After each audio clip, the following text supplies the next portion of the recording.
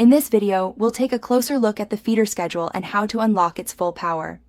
We start by opening the feeder schedule panel by clicking Add Run.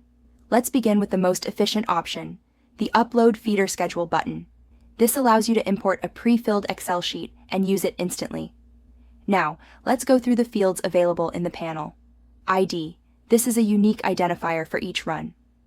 Source, which is the feeder panel.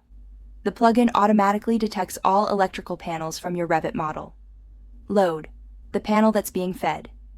Diameter, offers options ranging from 1/2 inch to 6 inches, following standard conduit sizes. Type, the conduit type. This is also auto-detected from the types already defined in your Revit model. Usage, a predefined category assigned to each run.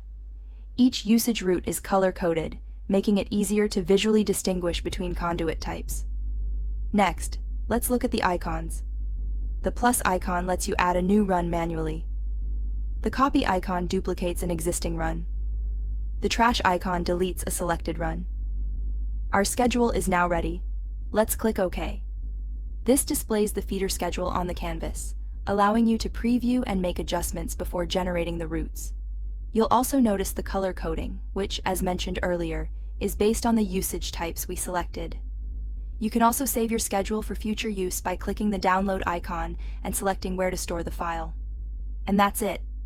That's how to get the most out of the feeder schedule panel in Auto BIM Route.